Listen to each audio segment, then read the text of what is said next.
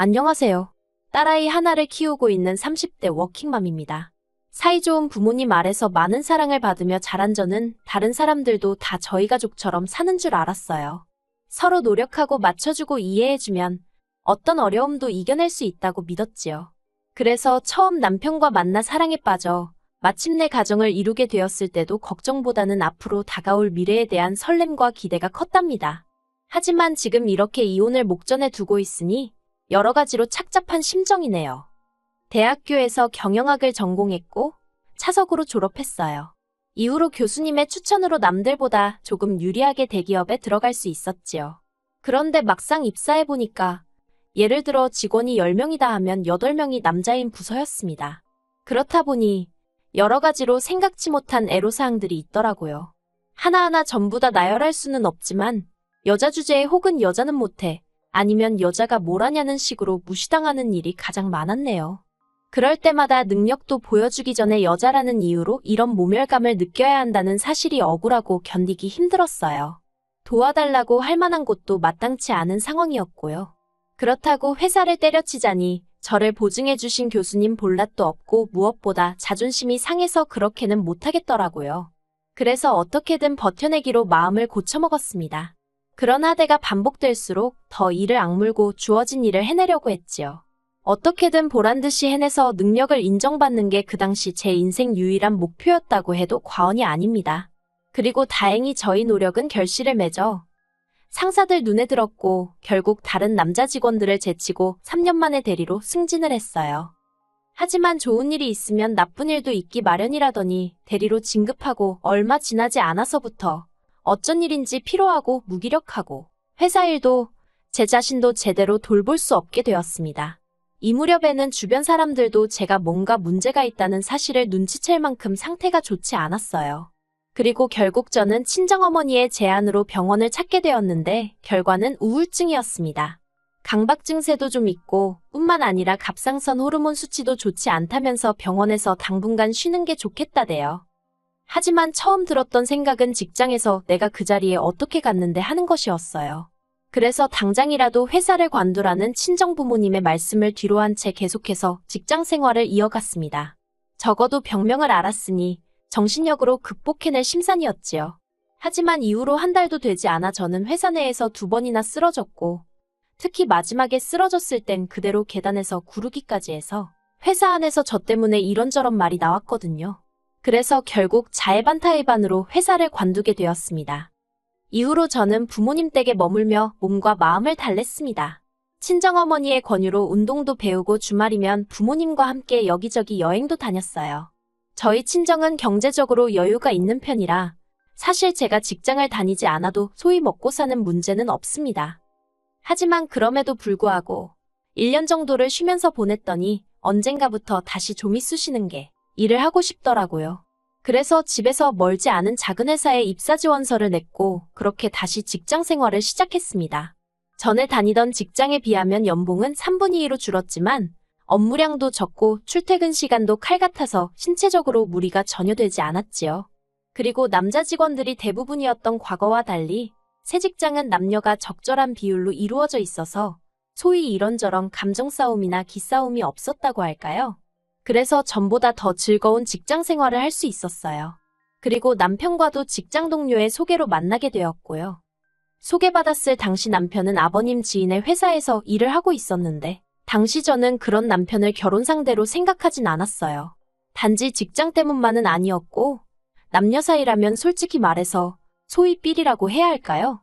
뭔가 통하는 게 있어야 한다고 생각했는데 남편을 처음 만났을 때 그런 감정은 느끼지 못했거든요. 하지만 남편이 어찌나 제가 마음에 든다며 저를 따라다니던지 그의 노력과 정성에 제가 결국 마음의 문을 열게 되었네요. 그리고 이후로 1년의 연애 끝에 부부의 연을 맺게 되었습니다. 사실 말이 나와서 말이지만 지금까지도 마음에 걸리는 일이 하나 있는데 사실 결혼은 남편이 저에게 매달려서 하기로 한 건데 막상 상견례 자리에서는 친정부모님께서 시부모님께 어찌나 저자세이시던지요. 제가 몸이 약하니 그 부분만 좀 배려해달라고요. 솔직히 결혼 비용도 저희 쪽에서 좀 더 부담하는 상황이었고 연봉도 제가 더 높았는데 갑을관계라고 표현하긴 그렇지만 몸이 약한 며느리를 받아준다는 이유로 어느샌가 시부모님이 저희 친정부모님은 을이 되어 있는 듯하여 자식으로서 보기 힘들고 죄송한 마음이었네요. 이후로 몇 년 동안 저희는 별 문제 없이 지냈습니다. 아니, 적어도 저는 그렇게 믿었어요. 하지만 딸애가 어린이집에 들어가고 얼마 지나지 않았을 무렵 남편이 저에게 할 이야기가 있다고 하대요. 그리고는 처음으로 남편이 자기가 다니는 회사가 어떤 곳이고 자기가 지금 어떤 상황에 처해 있는지를 저에게 털어놓았어요. 사실 그전에도 몇 번이고 제가 남편에게 회사는 어떠냐, 다닐만하냐 그런 것들을 물어본 적이 있어요. 아무래도 아버님 지인이 운영하시는 회사니 얼마나 스트레스를 받을까 싶었거든요. 저도 예전 회사를 다닐 땐 때때로 불공평한 상황에서 제 목소리를 내고 싶은 순간도 있었지만 그게 행여나 저를 추천해주신 교수님에게 누가 되진 않을까 걱정스러워 꾹꾹 눌러 참았던 경험이 있었으니까요. 하지만 그럴 때마다 남편은 괜찮다 다닐만하다라는 식으로 둘러댔고 저도 더는 캐묻지 않았습니다. 그런데 이번만큼은 남편이 먼저 힘들어 죽겠다는 거예요. 알고 보니 남편은 다른 직원들과는 매우 다른 처우를 받고 있었습니다. 주 5일제를 칼같이 지키던 다른 직원들과 달리 남편은 주말에도 불려나가기가 일쑤였고 때때로 아버님 지인의 개인적인 심부름을 해야 했다네요. 그리고 무엇보다 남편을 힘들게 했던 건 다른 직원들 앞에서 소위 꼽을 준다고 해야 할까요? 그러면서 늘 한다는 말이 아들 같아서 그런다고 하더래요. 하지만 결과적으론 매사 남편을 인격적으로 모독하고 한마디로 철저히 짓밟고 있었던 거지요. 듣다 보니 어찌나 제가 화가 나던지 그딴 회사를 못하러 다니느냐고 당장에 때려치라 했습니다. 당신이 그렇게까지 피눈물 흘려가며 돈 벌어오는 건 원하지 않는다고요. 그런데 이 이야기가 아버님 귀에 들어갔고 아버님은 저희를 불러 노발대발 화를 내셨어요. 당신 지인이 얼마나 좋은 사람인지 아냐면서 이게 다 남편이 심지가 약하고 물러터져서 그런 거랍니다. 그러면서 그 지인한테 충성을 다하다 보면 가게 하나라도 남편 앞으로 내줄지 모른다며 좋은 날이 올 거라고 참고 기다리라나요. 그런데 그 회사에도 버젓이 사장의 자식들이 다니고 있었고 그렇게 부를 일군 사람이 남한테 헛돈 퍼주는 일이 세상 천지 어디에 있어요? 제가 아버님 떨어 그럴 일은 없을 것 같다고 조심스레 말씀드렸습니다. 지금 당장 일한 것도 제대로 계산해주지 않는 사람인데 뭘 보고 그런 기대를 하시는 거냐고 이러다 아버님 아들 그러니까 제 남편 등골만 빨아먹히겠다고요. 그러자 아버님이 저더러 당신 지인을 욕하는 건 당신을 욕하는 거나 마찬가지라며 저한테 EX 하고 욕을 하시대요. 결국 그 일을 계기로 저는 아버님 눈밖에 났고 남편은 이러지도 저러지도 못하고 또 몇 달을 다니더라고요. 하지만 저도 해봐서 아는데 직장 생활하는데 스트레스는 쥐약이나 마찬가지거든요. 결국 남편도 제가 그때 그랬던 것처럼 어느 순간부터 사람이 무기력해지더니 눈밑은 퀭해지고 살도 쪽쪽 빠지더군요. 정말이지 옆에서 지켜보는데 저러다 사람 잡겠다 싶대요. 그리고 본인도 이건 아니다 싶었는지 결국 하루는 저더러 회사를 관두면 안 되겠냐고 묻더라고요. 저만 이해해준다면 회사를 관두고 공무원 시험 준비를 하고 싶다면서요. 그래서 그러라 했습니다. 이참에 좀 쉬면서 머릿속도 정리하고 새로운 마음으로 도전해보라고 했지요. 하지만 남편에게 한 말과 달리 저도 살림을 하는 사람이다 보니 당장에 줄어들 수입이 걱정이 되긴 하대요. 그래서 약간 하소연하듯이 친정어머니께 투덜거렸는데 친정어머니께서 그래도 남편에게 스트레스 주지 말라며 신신당부를 하셨습니다. 시부모님도 얼마나 속상하겠냐면서요. 그리고는 저더러 생활비 좀 아끼겠다고 대충 먹고 몸축내지 말라며 남편이 취직할 때까지 한 달에 150만 원씩 보내주시겠다고요. 거절을 하는 게 도리였겠지만 당장 딸애한테 들어가는 돈도 만만치 않아서 염치 없지만 감사히 쓰겠다고 했네요. 하지만 이런 상황이 아버님 어머님 눈에는 탐탁치 않으셨던 모양입니다. 일단 아버님은 남편이 아버님 지인을 배신한 거나 마찬가지라며 이제 당신은 그 사람 얼굴을 무슨 낯으로 보냐고 걱정을 하셨어요. 그리고는 남편더러 네 인생에서 가장 큰 행운을 놓친 거라며 남편을 한심하다 탓하셨지요. 그리고 어머님의 반응은 아버님보다 훨씬 더 격렬했습니다. 제가 마치 멀쩡한 남편을 꼬드겨서 주저앉혔다는 식으로 생각하셨거든요. 하지만 저를 향한 비난은 처음엔 얼마든지 참고 견딜 수 있었어요. 언젠가 남편이 공무원 시험에 합격하고 모든 것이 제자리를 되찾고 나면 그때는 아버님 어머님도 저에게 고마워하시리란 확신이 있었으니까요. 그리고 이후로 남편은 집에는 아이도 있고 여러 가지로 집중이 안 된다며 노량진으로 가겠다 하더라고요. 사실 집에서 노량진까지는 지하철로 40분 정도의 거리라서 통학도 충분히 가능하다고 생각했는데 수험생 당사자인 남편이 못하겠다 하니까 참고 다녀라 하기가 그렇더라고요. 그래서 결국 남편의 고시원 생활을 허락할 수밖에 없었습니다. 그리하여 남편의 고시원비부터 시작하여 학원비까지 한 달에 대략 150에서 200만 원에 달하는 수험 비용은 물론이고 아이를 키우는 데 들어가는 양육비와 생활비 모든 것을 제가 부담하게 되었지요. 저도 사람이니 힘들지 않았던 것은 아니지만 사랑하는 남편과 더 나은 미래를 위한 투자라고 생각하며 견뎠네요. 금요일마다 남편의 고시원으로 반찬을 해다 날랐고 더러워진 옷들을 가지고 와서 빨래해서 다시 갖다 주고 남편에게 하던 거 반만 부모님께 해도 효녀 소리 듣고도 남을 거예요.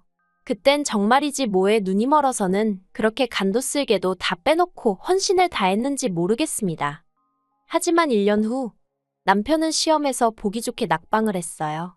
그때는 솔직히 티를 내진 못했지만 저도 기운이 쫙 빠지더라고요. 남편 말로는 2문제 차이였다나 어쨌다나 그래도 어쨌든 결과가 불합격이었으니 이래저래 실망이 컸지요. 그런데 남편이 저에게 딱 1년만 더 해보고 싶다대요.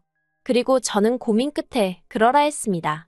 솔직히 그때는 이미 남편도 나이가 있어서 공무원 시험을 포기하면 돌아갈 회사가 있는 것도 아니고 마땅한 방도가 보이지 않았거든요.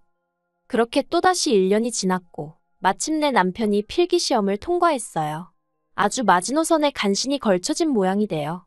그래도 면접 경쟁률은 2대1도 안 되는 상황이었으니 합격은 따놓은 당상이다 싶어서 너무너무 기뻤어요.